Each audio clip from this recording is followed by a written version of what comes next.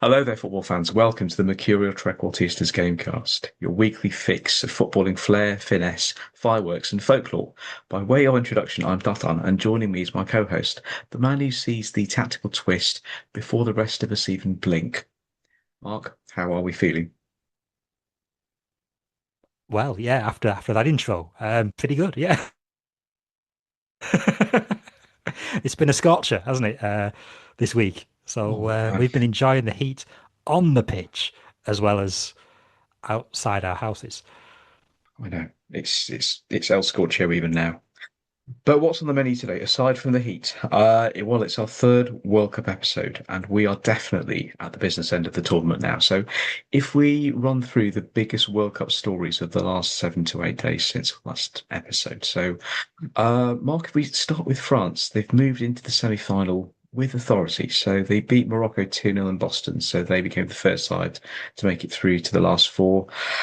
And they also had to prior to that edge Paraguay. I think it was 1-0 in Philadelphia. So their key man has been Mbappe. He's been absolutely sublime. So I think both himself, Haaland, have been the two best players in the tournament, but they are looking absolutely mighty. France, this is France have not been Haaland, France. no, Haaland. No. Who? France have looked imperious, and they had a fair bit thrown at them in the Paraguay match.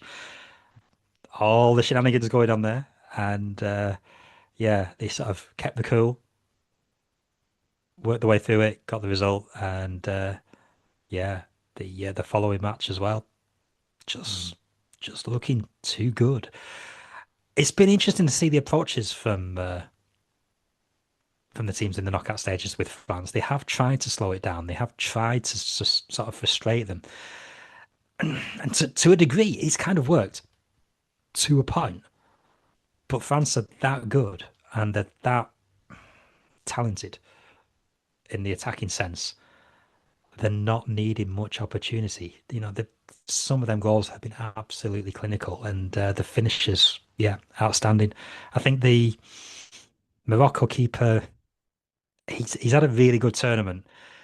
Might be a little bit disappointed with the winning the second France goal. Did get a hand to it, but I do wonder whether or not he was a little unsighted by one of the defenders. But apart from that, Ono had a really good tournament, and he still goes out of that tournament knowing he saved a penalty from Mbappe. So yeah, good memories for him. But yeah, France could be a tasty next fixture because Spain are incredibly organised defensively, and I think their defensive game is a level up to what France have already had to contend with. So I don't know. This one might be a little closer than expected. This might be France's tricky match in the World Cup. Mm. I was going to talk about Bonu as well. He's had a great tournament, just as he said, and saving the penalty. He did really well. And also, it kind of showed that Morocco, they stayed combative until the end of the game. Their tournament, they lost to France, but it was not anything to be ashamed of. And they've had a great year because the African Cup of Nations final that ended in controversy, but for them to get there and they played so well in that tournament as well. So they are a great team, a really, really good team. But talking about Spain, their defense, they've only conceded, is it one goal so far? That was against Belgium last night. It really does remind me of Zeno's paradox. So the irresistible meeting the immovable, France and Spain. And in the Euros 2 years ago, I think it was the same semi, wasn't it? So and France lost to Spain. Spain got through to the final and they beat England, but that's going to be tasty.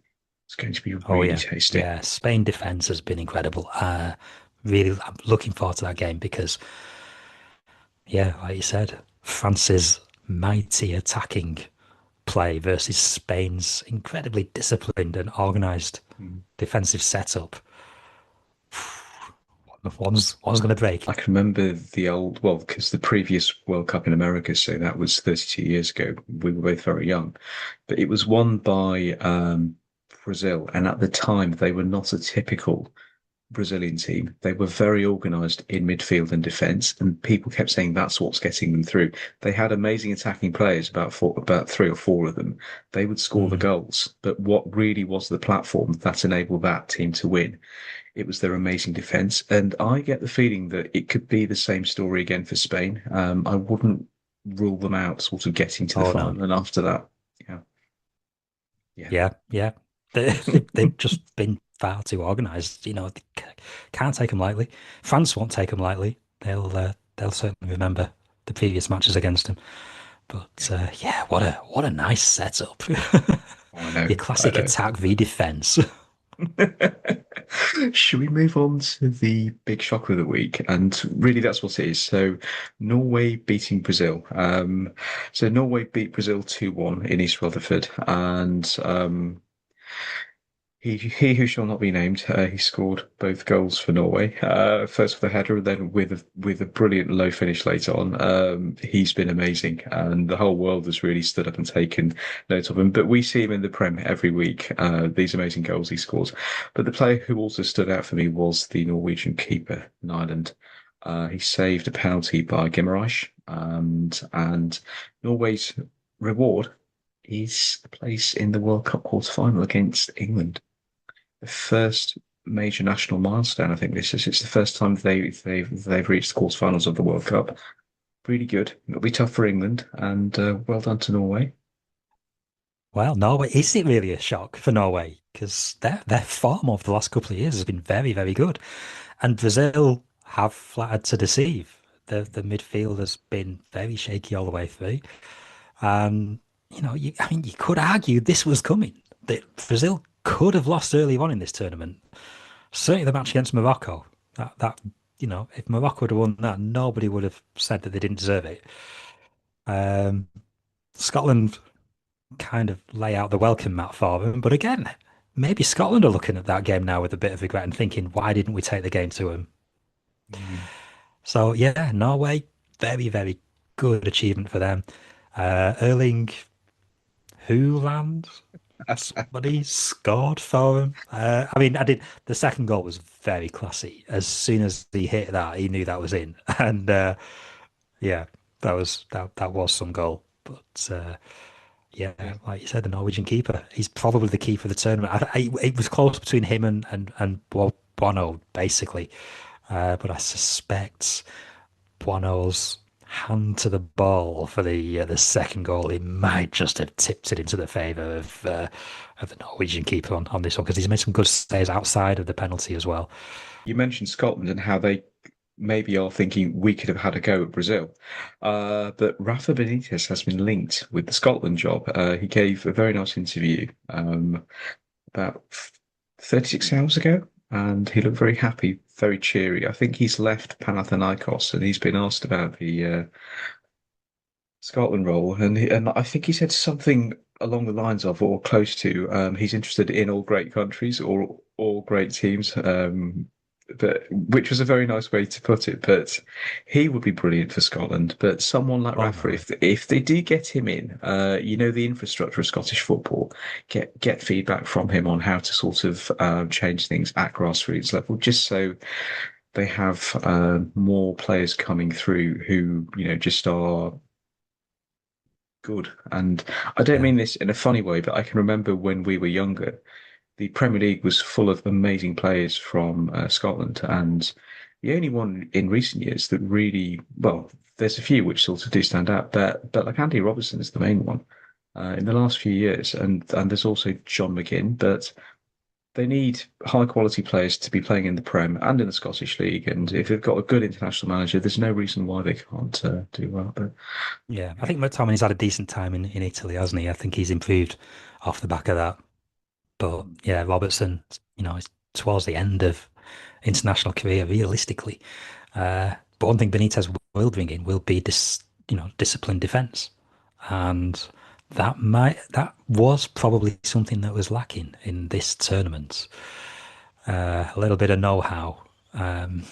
It almost looked like they felt like they had too much time to play the ball around the back, and they were inviting trouble far too often. And especially against Brazil, I got exposed very badly because Brazil's attacking line were incredibly fast that night. And, a little bit of the old hoof it forward, buy your defence a bit of time might have been the right thing at a few of those a few of those times rather than trying to play it around because they really were the architects of their own downfall in that match. It's bad enough giving away one goal like that, but to give away another one, you're not gonna, you're not gonna give yourself any kind of realistic chance of getting any kind of result against an attack as competent as Brazil's. And, that was the game that cost him because the goal difference was key. Shall we move on to England? So England's win over Mexico was the tie of the week, no doubt. So England beat Mexico 3-2 at the Estadio Azteca in a match that was just full of incidents and strain. That's the only way to describe it. So Jude Bellingham scored twice in quick succession in the first half, and that really put England in control. The match turned when Kwanzaa was sent off after a VAR review, which was clearly instigated by the Mexican bench. And after that, penalties for Kane and Jimenez, that added further tension. But England held on through really heavy late pressure.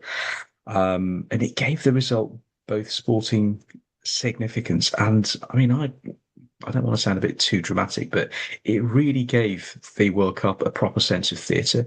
That was the tie of the tournament so far, and it was maybe England's best performance in years. It was amazing, absolutely amazing. What do you reckon? Yeah, how boring was that game? Yeah, no, it was really good. It had a bit of everything because they were quite canny with the first 20 minutes or so, trying to keep the crowd quiet, not give any kind of encouragement for them to get behind the home team, and then taking the opportunities when they got them, not buckling under the pressure when Mexico were really coming on strong after they scored their first goal, Mexico, and half time. That was proper under the cosh stuff, and yeah, the red card came along. Ingenuity from Gordon to win that penalty and then hanging on.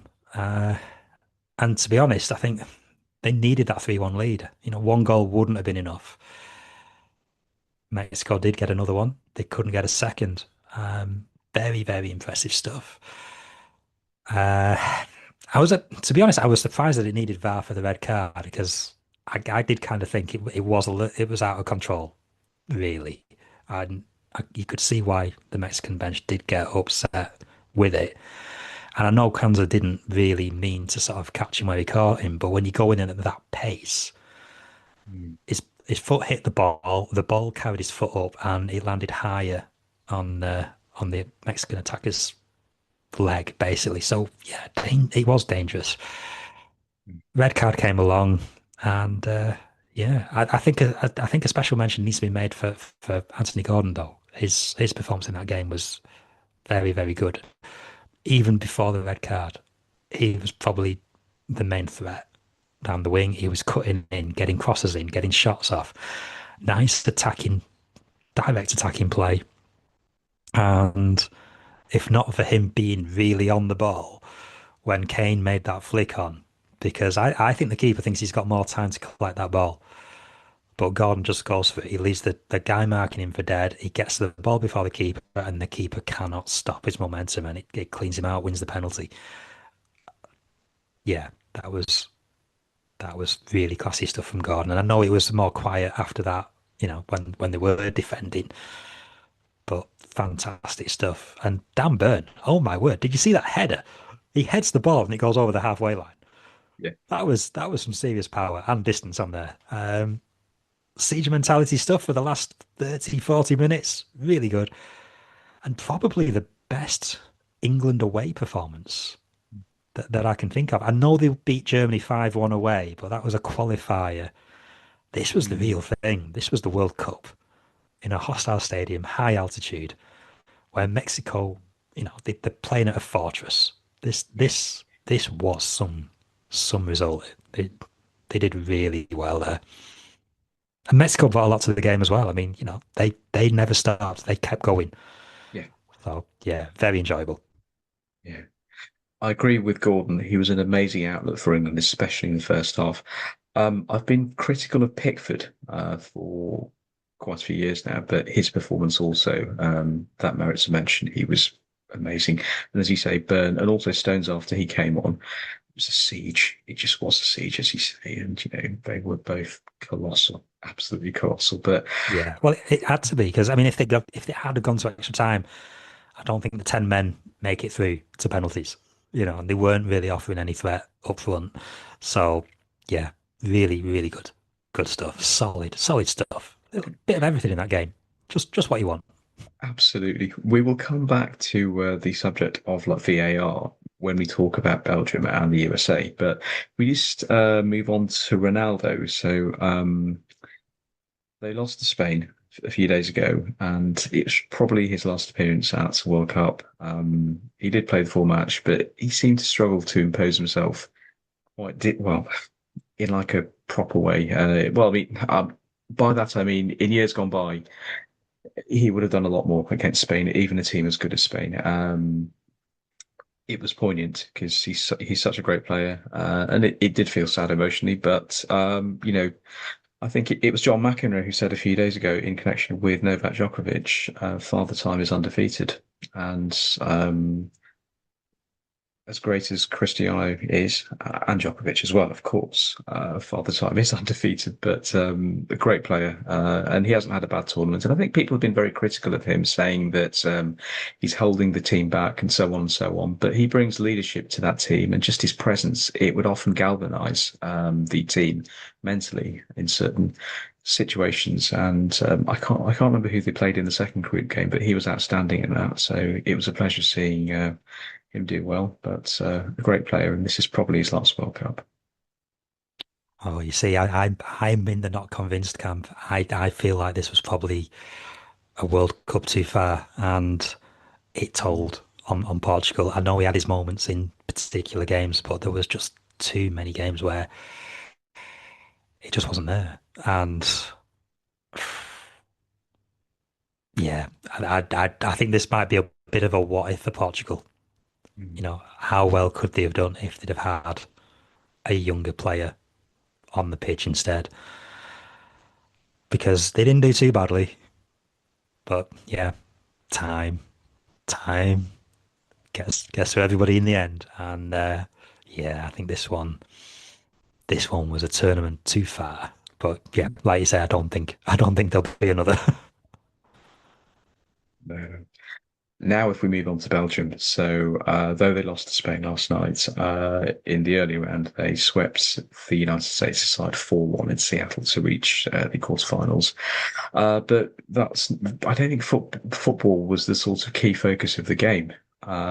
It was President Trump phoning up the head of FIFA, Infantino, asking in a nice, polite way to rescind a red card. It just goes to show, isn't it? It's not what you know, it's who you know. So yeah, Trump's involvement, it was probably self-defeating as far as USA are concerned because it fired up what had been up until that point a bit of a so-so World Cup for Belgium, really. They hadn't really been convincing. They hadn't really put any, really solid performances together. But that fired them up. And the injustice of it all, the sense of injustice, gave Belgium the impetus they needed to probably put in their best performance of the tournament so far. And they absolutely destroyed USA. Pochettino said afterwards, the whole, behind the scenes stuff probably did not help them at all. There was talk about whether or not Pochettino might have considered just not playing Balogun, you know, but obviously that's a tough call. If FIFA are going to make a banned player available, do you not pick your best player? And yeah, they ended up putting him on anyway. He didn't really have a great game. There probably was too much attention on him, and yeah, it was a weird end to what had been a fairly okay. It'd been a good tournament for USA up until then, but then by that match, pretty much everybody else wanted him out because it really did come across as one rule for one and another rule for them. And just the fact that Trump was bragging about it, yeah, I rang him up, I did this, I did that. Yeah, you don't need that. And FIFA should have been firmer. Where are your guts, FIFA? Where do you draw the line with your morals? Apparently, Guts. with some people, they don't. What guts? It's just spineless. It was Absolutely it was spineless. ridiculous. And the rule itself, what the last time that rule had been used was 1962 for a Brazilian player called Gavincha, and that looked like dodgy political interference at the time, and it hadn't ever been used since. So yeah, it'll go down as one of the more infamous moments of this World Cup. It's just Wow. absolutely bizarre. I just heard you use the words FIFA, dodgy, and political in one sentence. I'd never have thought in a million years that anyone could say such a thing, but no. Oh my No. word! Does that mean I've got the bingo card done? Yes. Let's move away There from we go. Belgium. Watch We out, next move World on. Cup. We're going again. Well, let's see. We focus a bit on Argentina and Egypt. So Argentina came from 2-0 down to beat Egypt 3-2 in Atlanta, and this was really dramatic. Um, I don't know. I mean, you know what happened. I mean,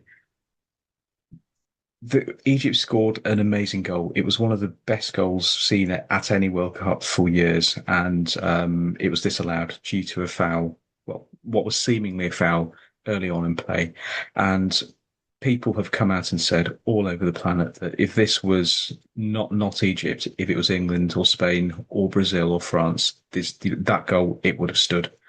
And I'd agree with that. Egypt are not the most high-profile team.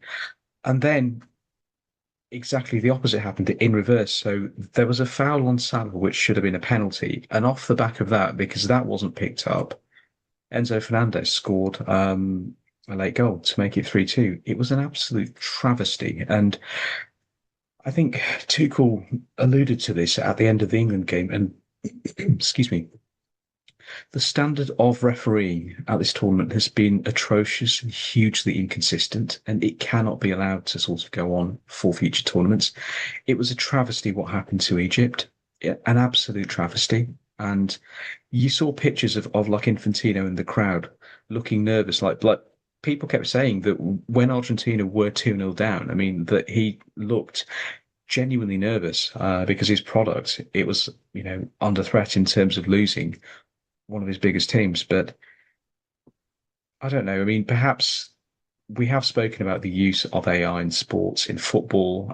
Perhaps the future is AI refs. I don't know. Um, but it's just not been fair. It's not been equitable, and it's just been wrong. And poor Egypt are out. But Argentina, they march on. Let's see how they do. What do Yeah, you I mean, reckon? you can't disallow one goal and give the other. I mean, at its most simplest, this was inconsistent refereeing. Um, yeah. What if Argentina scored that first goal that Egypt got? Are they calling it back for that foul? Mm. So yeah, it's really harsh on Egypt. They brought a lot to that game, and the upset was nearly there. I mean, what was it, 79th minute before Argentina got the first goal? So close. And then when they did get that goal, it was, the onslaught, wasn't it?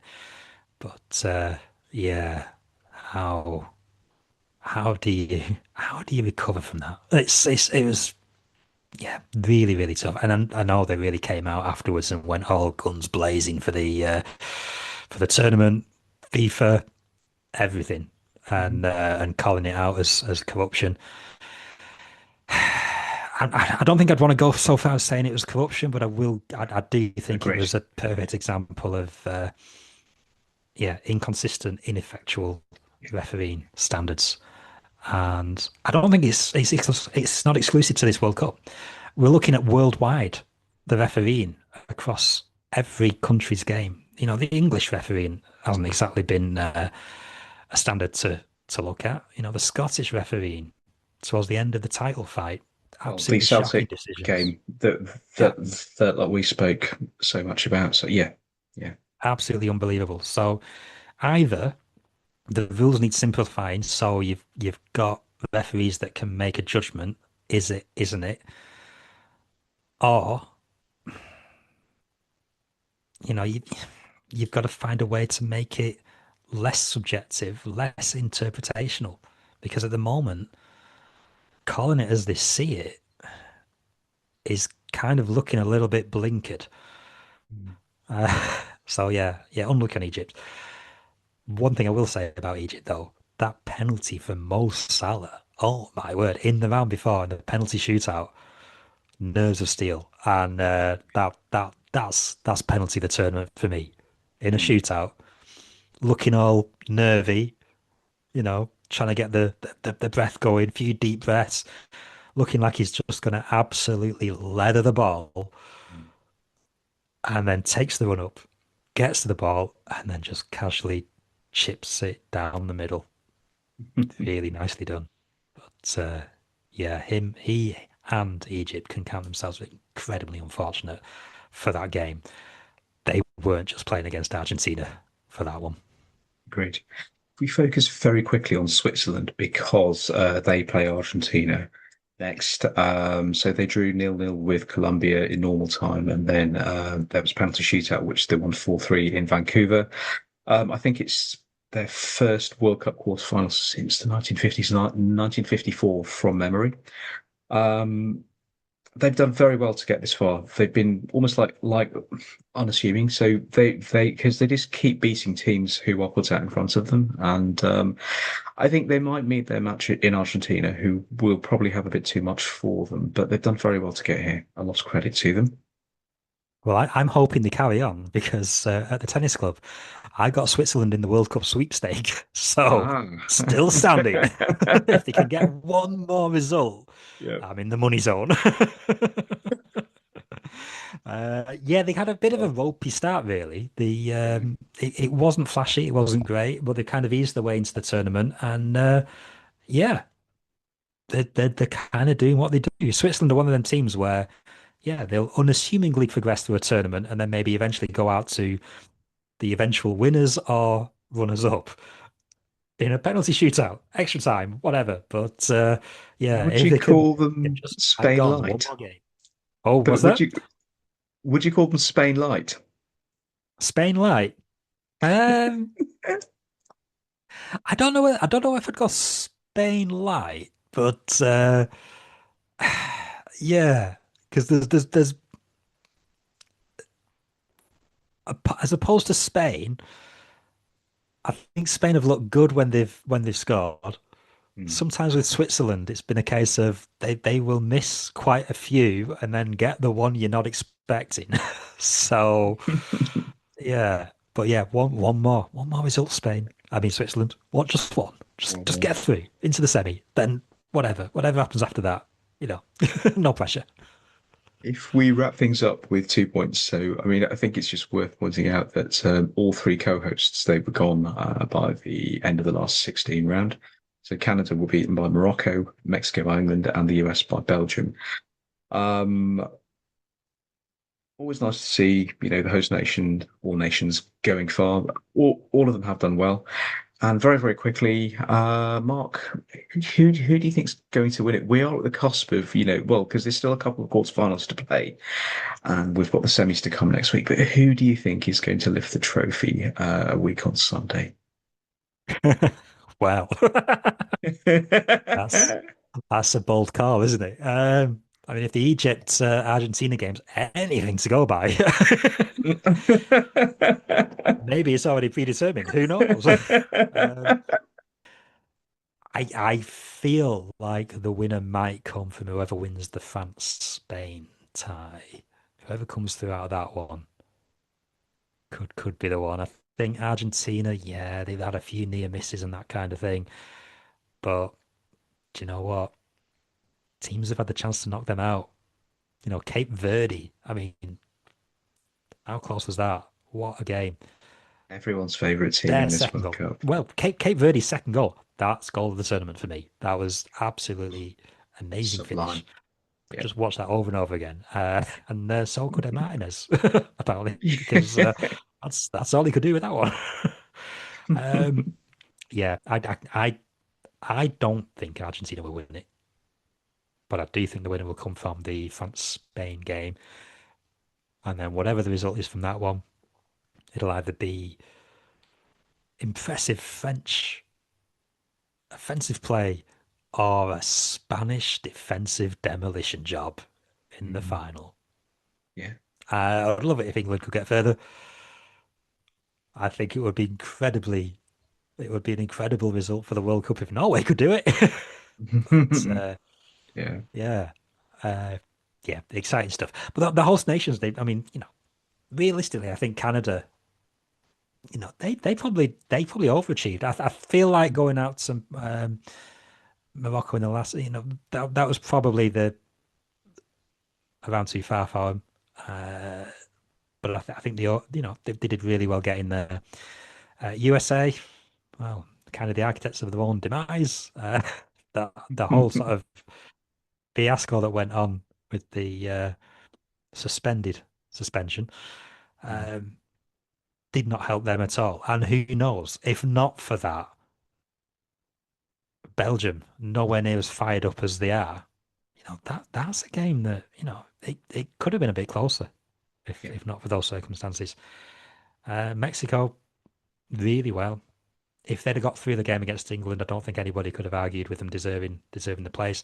It's just Mhm. unfortunate for them. They had to be a loser in the game of the World Cup so far. But yeah, had they got an equaliser, I think extra time would have been enough for them to see it off. But yeah, That's so good. grade wise, yeah, Canada overachieved. Mexico very unlucky not to get further. USA, yeah, have a word with your president. Or the FIFA president. It's one thing to ask for the decision to be ignored or overturned, whatever, but it's another thing to go along with it. So yeah, both parties to blame there. Agreed, agreed. I'll just say very quickly, I'm gonna stick with France. Their attack is amazing. Their midfield is ironclad, extremely solid in defense, and they've got a very aggressive goalkeeper. And he shores things up nicely. You can't really look beyond them. But it's going to be good the next week and a bit. So that's all we have time for this week. Until the next time, do keep the faith and please like and subscribe to our channels on various social media and get involved there if you are so inclined. We are back sometime next week with our final episode for the World Cup and also more TMTG goodness. So until the next time, until all are one.